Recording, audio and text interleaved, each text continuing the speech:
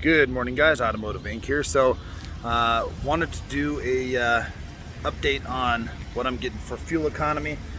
Just got done putting some fuel in this bad boy. Had to get it over to the wash because we've had a ton of hail, and finally found out that one of our cars that got hit about a month ago really got hit. Another one of my son's cars is totaled now. So Colorado's been getting a beating too when it comes to hail, but we'll wait till she dries and see if she has any damage. But let's talk about fuel economy. All right, guys, so full disclosure, I do idle this truck a ton, just like I did with the Godzilla, because they said it's bad for it. Well, not Ford, people have said it's bad for it. What's the killer of that engine? Well, I'm just doing the same thing as I did with that. So this morning, get to the gym, couldn't get in because one of the night people kept the key. So I was just standing there shooting the breeze with some other patrons, and realized that this has been idling for an hour. So all the idling will cut down into your miles per gallon, obviously. But again, like always I've said, I do keep the Trip 2 as my actual miles per gallon. I've checked the computer. It is within usually 0.2 of being right, so 0.2 of a gallon right, and so I think that that's pretty good.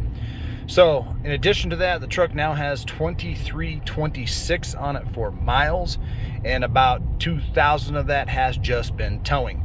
I've been towing around town. I've been towing stuff for work because we're short trucks sometimes, so I'll hop in my truck and just take it. It's a good opportunity to see how it pulls, anywhere between 15,000 and less.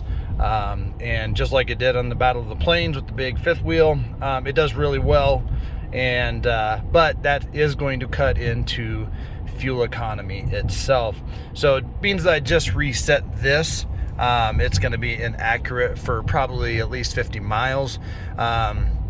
Initially show super high and then cut back down to reality. However, I've experienced the best in this was 15 in town, 18 and a half on the highway.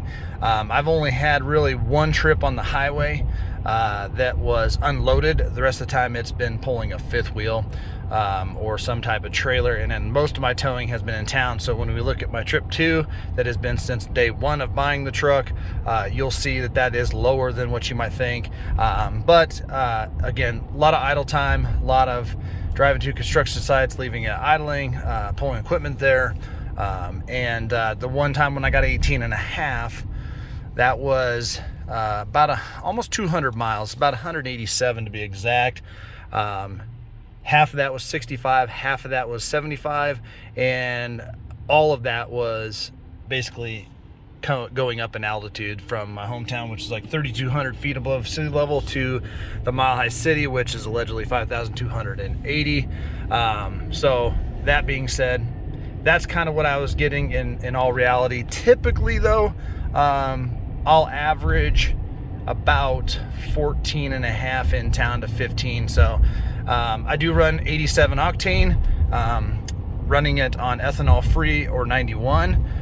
I don't really see a difference. Everybody says it doesn't make a difference, but when I was doing the testing with the Godzilla, it was getting premium because that's how you unlock all the power of the Godzilla. So it was only fair to give the Chevy the same treatment. However, didn't notice any obvious power difference or anything like that. So if we reach down in here and spin our little doodad here, you can see over 27.8, we've averaged 11.6. Now you might be thinking, well, that's not very good, is it? Well, in all reality, I think that's actually pretty good. To put it into context, our power strokes at work get about 12 to 14-ish in town, idling, whatnot, doing the same thing.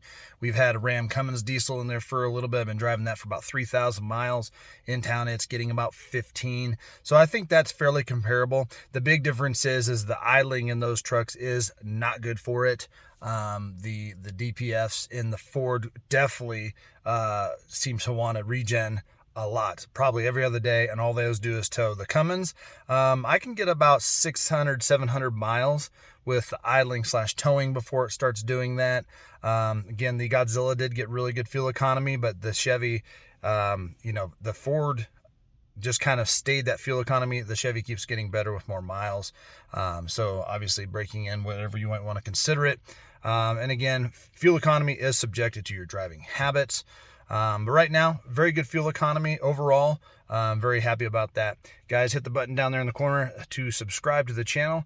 And we got some great content coming up. We'll see you on the next one.